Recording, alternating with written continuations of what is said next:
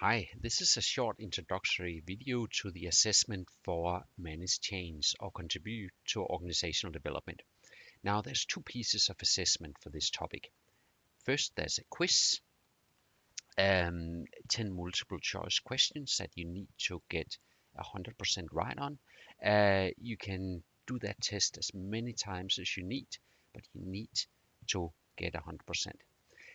After that, you can start on your change plan. Now, your change plan needs to focus on an organization that you either work for or that you have a lot of knowledge about. If you are not working, it could potentially focus on your high school. You could focus on a high school. Maybe there was a problem at the high school you went to.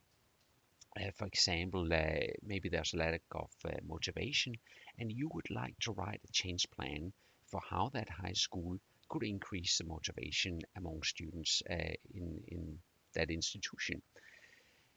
When you write your change plan, you can, if we scroll down a little bit, you can see the recommended headings for that change plan here. You can also access a marking guide here. And as you write your change plan, I suggest you closely follow that marking guide to make sure you basically cover all relevant parts. Now, change is happening all around us. It's happening, I would argue, faster than ever.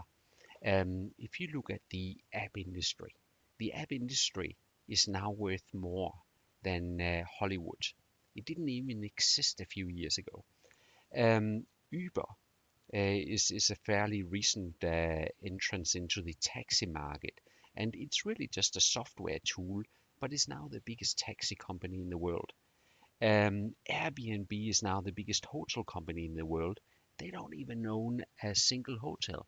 Now, things are changing around us very quickly, and companies that sort of like try and just stay the same and not change are very quickly left behind. So change is an important topic. Now, you need to basically look at a company or an organization or an institution that you have a fair bit of knowledge about. And as you work your way through this subject, you will be learning about these sort of things. Um, of course, first you need to write an introduction. You always need an introduction.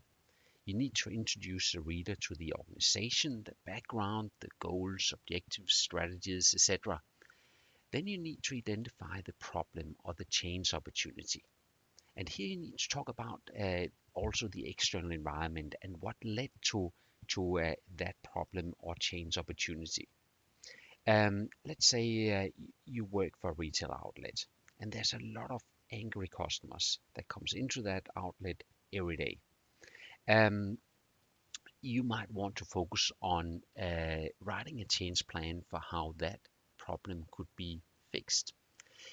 Sometimes the problem goes a bit deeper, and if that's the case, you might want to look at the root causes of the problem. So in the case of a retail outlet that has a fair bit of angry customers, you would need to look at why these customers are angry. What is the root cause of the anger? While the angry customers might seem like a problem, there's some sort of underlying issue that is causing their anger, and that is what you would need to focus your change plan on. That is the root causes, and you'll learn more about that in this course.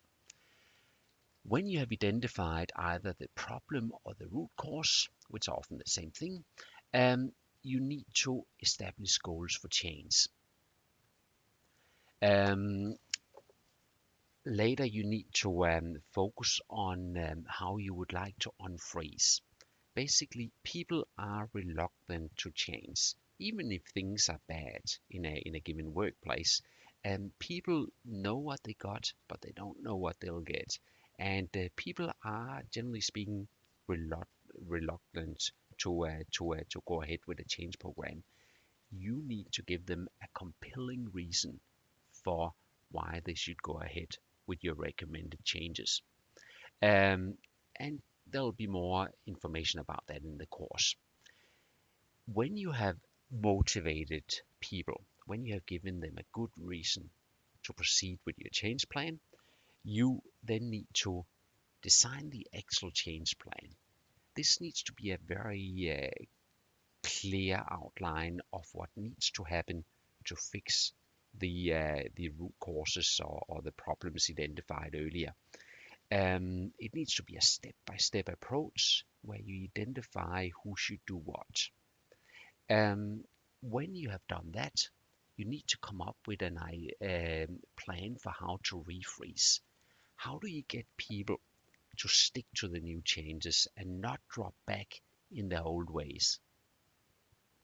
Now, for example, let's say you work for a sales organization, and let's say this sales organization have realized they need to focus more on good customer service and customer retention rather than simply selling.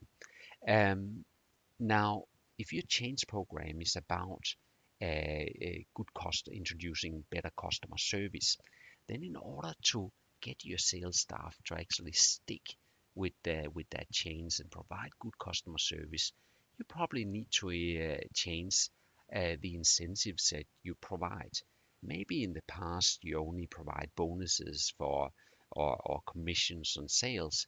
Now you need to actually provide some sort of salary for providing good customer service, maybe good customer feedback. That would form part of your refreeze, part of your report. You also need to have a small section about a review. Looking back at the change process, what could have been done better? And did everything go according to plan?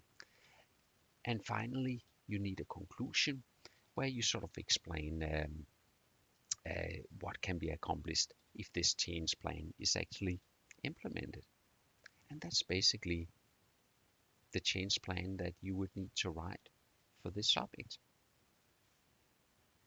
I hope you enjoy the course.